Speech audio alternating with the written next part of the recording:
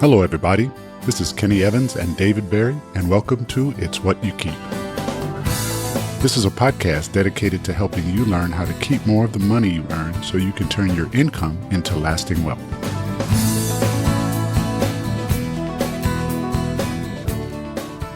All right.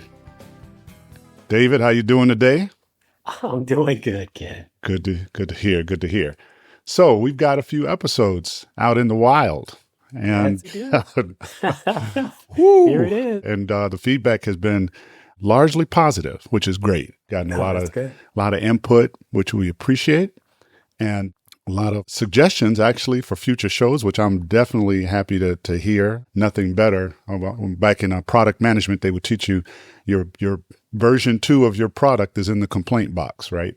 you get ideas from the people using your product or whatever. So we really appreciate input from our listeners.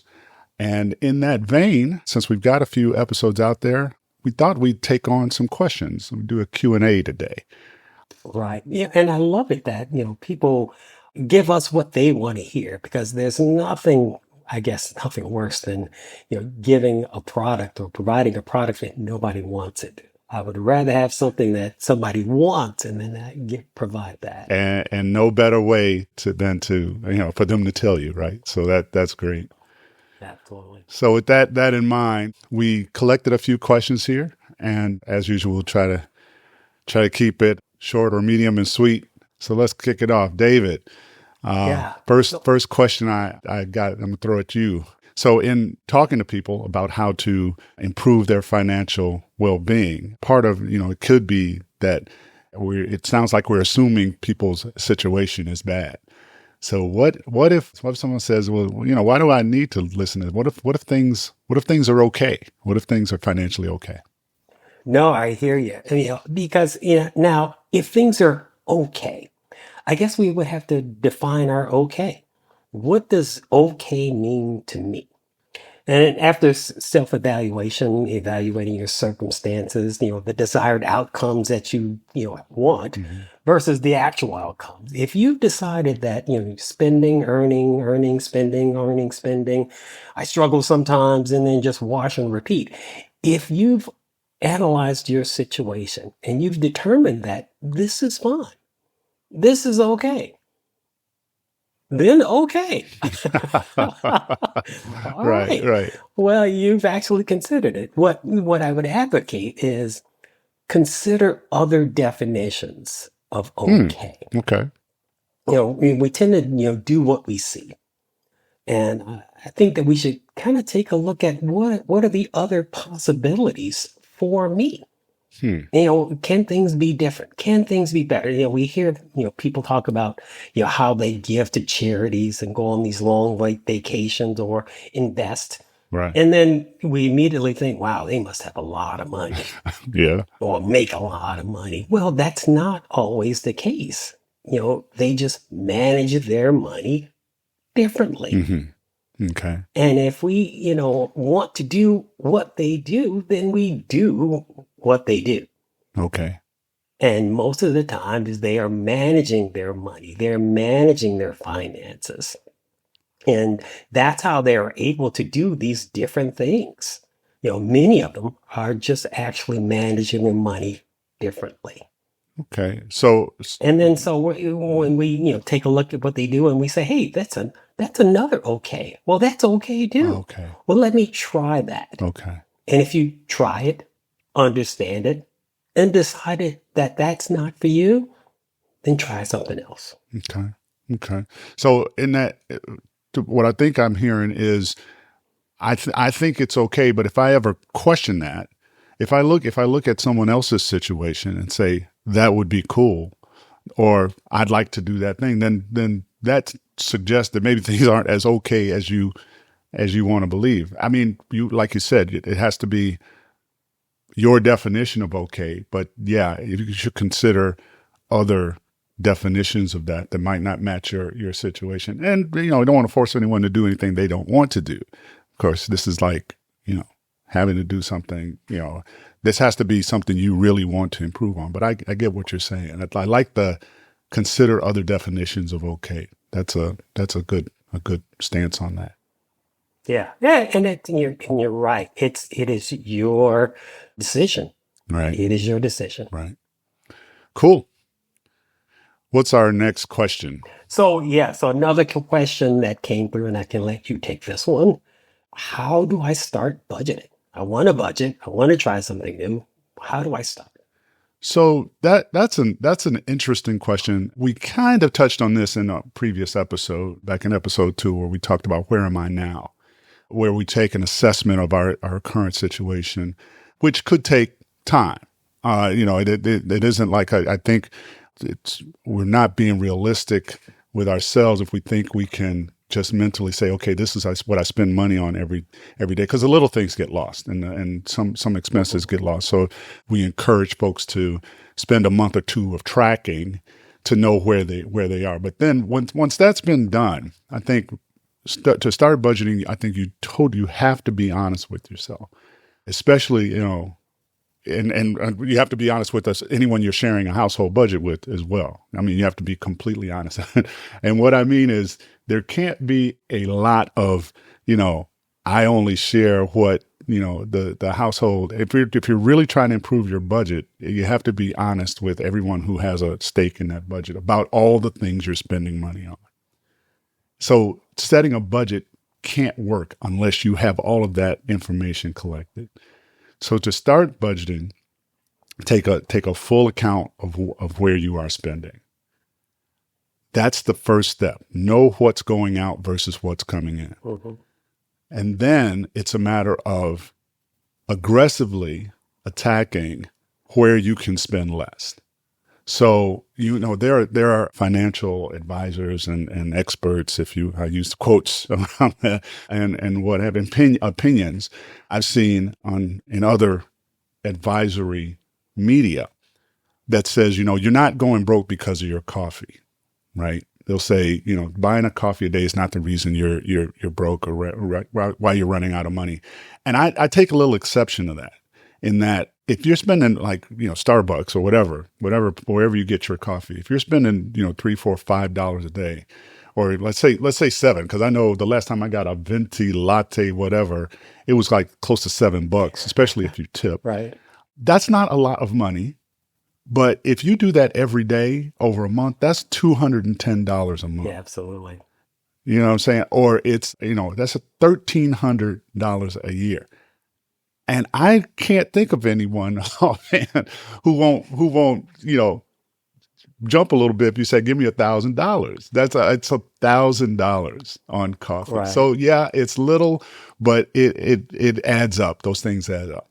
So looking at all of your expenses to start budgeting, you start with what's going out, and then you figure out where you can reduce spending. What items can go down? Things like rent, car payments, those are tough, but they are possible. It depends on how serious you want to go. Do you move to I've done it. I have moved to save money on rent, right? I was living alone and I was paying a certain amount for rent, kept going up. And I went to the realtors or to the management company and said, hey, can I move into a smaller apartment for less money? And they said, no, we don't allow moves down, but you can move up. I'm like, okay. And I said, or I could move out, which I did. As soon as my lease was up, I moved into another apartment. It was a little further away from my job, but I could still get there in the same amount of time. I was walking to work versus catching the train. And I was saving something like $400 or $500 a month by making that move. So there are places where you can go, really aggressive. But it can also be, do I really need a $7 coffee every day? Or do I need to spend this much money on entertainment? Do I need to sit at the bar every day after work and drop $30? So once you have a picture and can see in one place where all your money is being spent, then you go and aggressively look for places to that's budgeting, basically. Right. You're looking at where your money is, where you're spending it, and looking for ways to take those numbers down as it relates to what you're bringing in. Because ultimately, obviously you want to be bringing in more than you're spending. But even if you're already under that threshold, you want that threshold to be as large as possible. Remember, it's about what you keep, right? So it's about how much of this income I get to put in the bank or to invest or to save or whatever. So it means reducing those. So that's the start, is kicking off where you are, looking at all your expenditures and looking for places. It's a game. To me, it was a game. You light it up and say, where can I bring this down? Right. And it gets to be fun, especially when your bank accounts start to grow. Yeah, no, what I really like about this question is it really Mhm. embodies the spirit. I mean, start. Where do I start? Right. And because it's not just an individual task, it is a start. You have to keep up with this every day just Yes. to make sure you're sticking to that budget. Yeah. Yes. It's very intentional. Yep, absolutely. All right, David. So now I've got a budget. I'm, I'm starting to see the money grow. What do I do with the money that I save? It's one thing to put it, in a pillowcase or just in a savings account, which right now is paying less than 1% interest. What do I do with this money I save? Right. Well, I think that's a great question. And I think the answer is have that question, be able to have that question, have the money available, Hmm. Hmm. because that's a great, position to be in to say, okay, what do I do with this money? Now, there are a lot of things that you can do with it. Four things we say you can do with money. You can give it away, you can spend it, you can invest it, or you can save it. Right. Now, do all of those things. Okay. Find your proportion and be able to do all of those things. The key is to be able to decide, be able to have the ability to decide, and not be in a situation where someone has already decided what you have to do with your money because you've committed to giving that money to me, whether it be through a car note, clothing, rent. They've already decided, or you've already decided that this is what I'm going to do with that money. And they will hold you to it. Absolutely, they will. Yeah. Yeah. Right. Credit cards, if you have already decided what is going to happen with your money well ahead of time by getting into this debt, then it's already been decided for you. Now, if you've, budgeted, you've controlled your expenses, you have that money. Now you can look at all the options that are out there and you can choose what you would like to do. And you can choose and re-choose and re-choose. But the decision is yours. Okay. But just be in that position to have that question.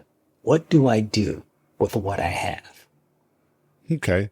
So really it is up to you. And you're what I'm hearing is that being in a position to say, I've got money that I can decide what to do with is really a great place to be in. So Absolutely. so not Yes. necessarily limiting it to any one thing, because I have heard stories as well where people will save up some money and the first thing they want to do is go spend it somewhere on something. And that's cool. That's cool. But ultimately what we want to do is to be in a position where we no longer have financial concerns. And so, yeah, getting to that position is key.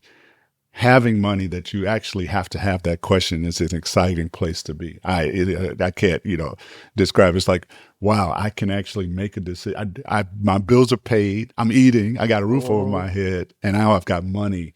Yeah, I think I would follow that up with think twice about just going and blowing it on one thing. Right.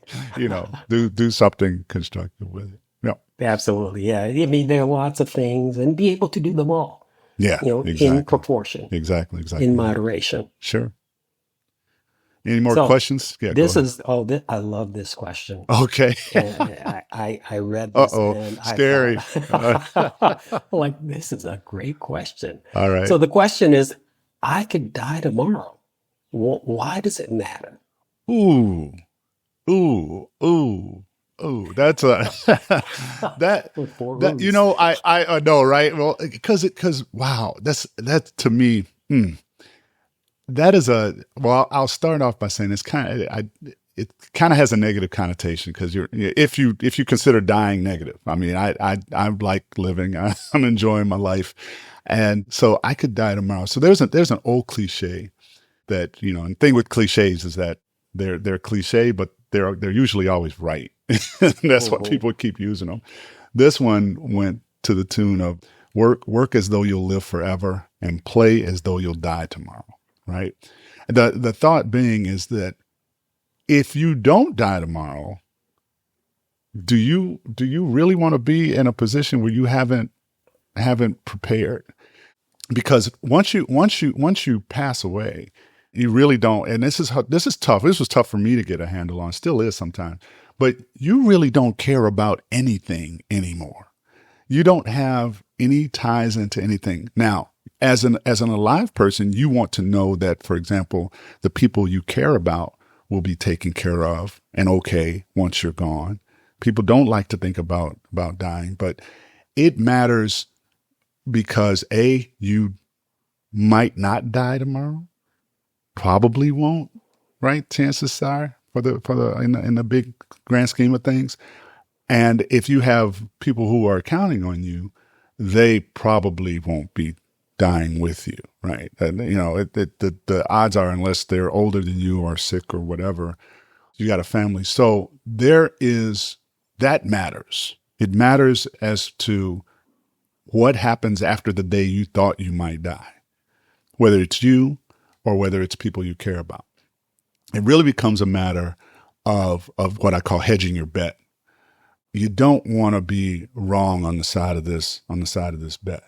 So there's we've had an overriding presumption on producing this podcast, is that most people would rather not have to worry about money. That's a presumption. If the whole idea is, how do I protect myself from stressing about money for the rest of my life? We might have some folks who are comfortable with what we alluded to previously, a familiar comfort. They understand struggle, so they don't really work to get out of it because they understand, they have gotten comfortable with the pain of having to struggle all the time. So this really takes a mind shift for folks like that. But there are people out there, and the ones we're talking to the loudest, Mhm. that really want to be comfortable, really are, you hear it all the time, sick and tired of being sick and tired or whatever, but that really do want to improve. And they are acting as if they're not going to die tomorrow. So I can't think of a case where you're betting on you're going to die tomorrow. You're spending, or you're not saving, and where you're going to be right, because the question is, I could die tomorrow. So you don't know you're dying tomorrow, Right. and you wake up and you're in struggle street. The idea is you should plan as if you're not. Because we have a friend. I won't, again, no names, but we have a friend who years ago told me he did not expect to live past the age of 50. He did not. We couldn't have been 25 years old, and he said, "No, I don't think I'll live past 50." He celebrated his 56th birthday 2 weeks ago, and Right. he texted me out of the blue saying, "I never thought I'd live this long." He's 6 years now, mind you. It wasn't because he was sick or that he had some kind of disease or anything, or that he lives a very super conservative life. He's not risky, running on the street or whatever. He isn't doing some kind of extreme sports, and yet he was wrong, and he's still being wrong. Every day he wakes Yeah, up, he's right. wrong that he would Life is gonna going die. on. And so we think, I think we think from this podcast is that we assume that you will wake up tomorrow and that you should behave that way.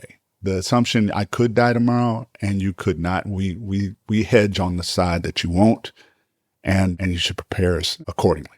That's kind Right. of where Yeah, I go with because that. so from what I'm hearing is that most likely you will not die tomorrow. Most likely you will not. Right. Yeah. And you know what? Tomorrow is not promised to all of us or Right. any of us. And but if you don't die tomorrow, you've got life to live. And if you do, there are other people around you Yeah. that can benefit from what you did the previous day. That's exactly You right. know, you can always say that, oh, dad really loved me. Yeah, he spent a lot of time with me and he was mindful about his finances. Well, Yep. that's an impression that you left for someone else. Yep. That's a legacy in and of Yeah, itself. I agree. Deep question. yeah, I know. All Go right, with the next Dave. one. I got one for you. And it's specifically for you. What if I'm Okay. married or in a relationship and the other person is not on the same financial page? Yeah, that's a difficult one because if you're both dipping into or using the same funds, for life, and one is overspending and one's very conservative, that's a very difficult place to be in. Hmm. And so this has to be a discussion that you have with your wife. I mean, Hmm. this is a discussion that you're going to have Or husband have. or boyfriend, girlfriend, whatever, right? Right, you're going to have that discussion if you're both in the same partnership. I mean, Hmm. and this is it's the same case with business partners as well. You are going to have to come to an agreement as to how this is going to play out. And you're gonna have to give and take. You can't be all your way, and it can't be all their way as well. You're Right. going to have to give and take, but at least the discussion has to take place. Hmm. And it may not be in one discussion. It may be a continual routine discussion that has to take place. But it's going to be very difficult if the two people are not on the same page. It's good because if you're mindful of the money, and now it may be a matter of you both taking different roles in the financial relationship. Hmm. Okay. One does the spending, one does the tracking. Because if you have spending from the same account, well, excuse me, if you're spending from the same account, you have access to the funds. Right. And if one person is not good at budgeting and the other person is, well, let that person be the budgeter. Hmm. Let that one be the tracker. And then once a week or once a month, you guys get together and say, hey, this is where we are. This is where we want to be. This is what happened. Right. Right. Right. No, I And so hear if you. you I hear you. Go have ahead. those discussions Hmm. and both take a role, if it's not the same role, then play your strength. I like where that's going. It sounds a little bit like the old practice of if you got to split a donut in half, let one person split and let the other person choose first, right? Right. Or Right. something that both people want more than half. Like whoever's splitting is going to make sure it's as equal as possible because the other person gets to choose first, right? Any other thoughts on that? I had a No, I comment think though. that, I mean, that's one, it's a difficult one Yeah. because it takes two people. You can control your own actions, but it's very difficult to control someone else's actions. Yeah. And That. if you're in a Yep. relationship, then you have to agree. I mean, if you don't agree, something's working in the relationship. You Yeah. guys are talking about something, Right. and this has to be on that list of something.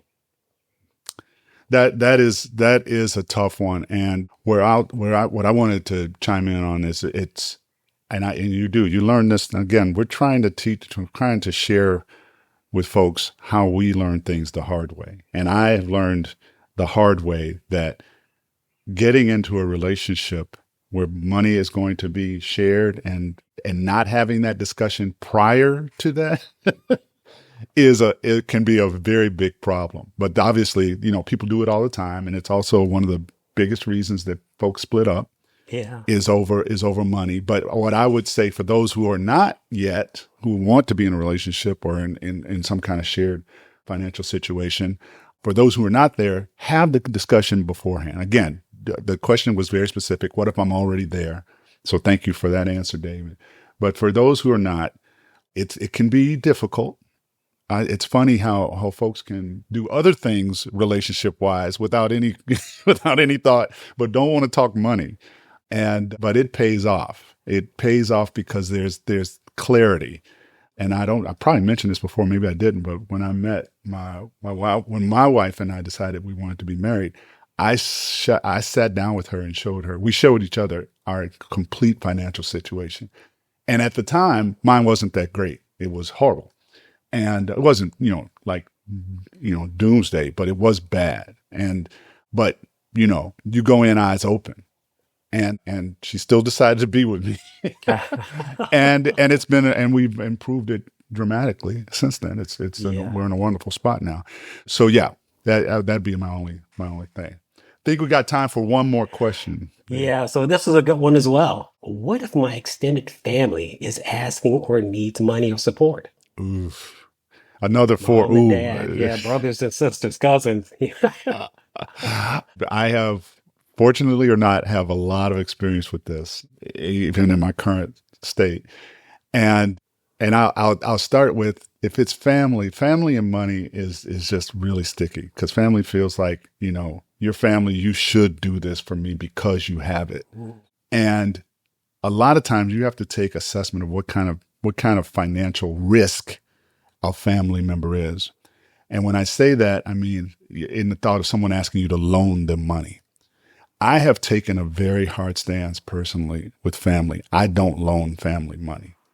And what I do is, if I can afford it, I will give them money. Just recently, a nephew of mine reached out. He's been really doing well recently in terms of being on his own. He's very young. He's got his own apartment. He's got a job, whatever. And, he's proud of the fact that he's paying his own bills. And he reached out to me, for all things, believe it or not, to take out his girlfriend. He's like, I want to take her out for Valentine's Day. And I'm like, can you loan me? I said, no, I cannot, but I will give you some money. Correct. And that takes away, he's like, I'm going to pay it back. I know I'm never going to see that money. This was months ago. And I know that, and I'm good with that. So unfortunately, if for your own financial health, and I say unfortunately because it's tough for folks, you have to take a hard stance. You have to take a stance because your financial health is important for you, for your immediate family, and ultimately for your entire family. You can't help folks if you are in a bad situation yourself. That's you will right. hear the most prolific and respected financial advisors in the world tell you don't co-sign on a loan. Mm-hmm. They will say that you have committed yourself. 99% of the time, you're going to end up paying that loan. You are responsible for it.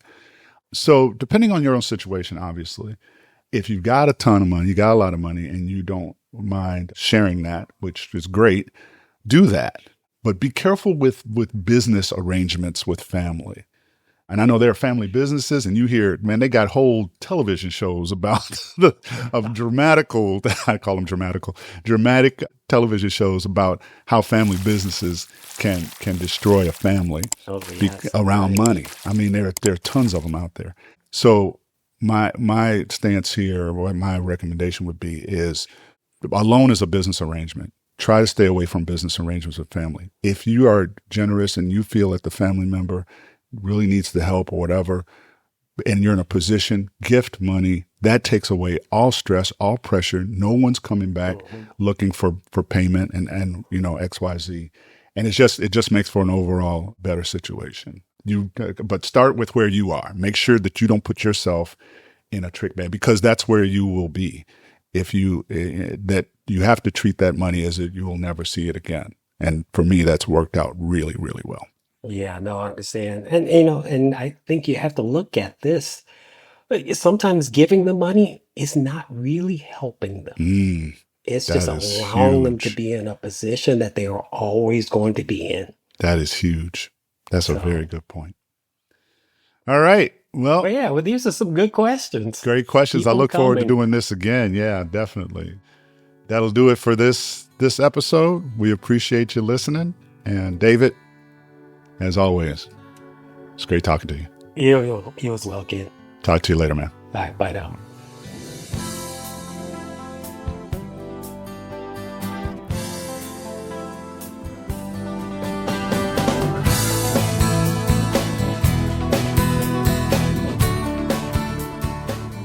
Hey everyone, thanks for listening. Please be sure to visit our website at www.keepitpodcast.com. That's www.keepitpodcast, all one word, .com. There you'll find links to websites and blogs related to building wealth and other useful information. You can also leave comments about our show and listen to or download all our shows after they air. Also, as a reminder, this show is for informational and entertainment purposes only and should not be used as financial advice, as we do not know your specific circumstances and are not your fiduciaries. Please consult with your personal financial advisor before making any investments or financial decisions. Thanks again, and we'll see you next time. In the meantime, remember, it's not what you make, it's what you keep.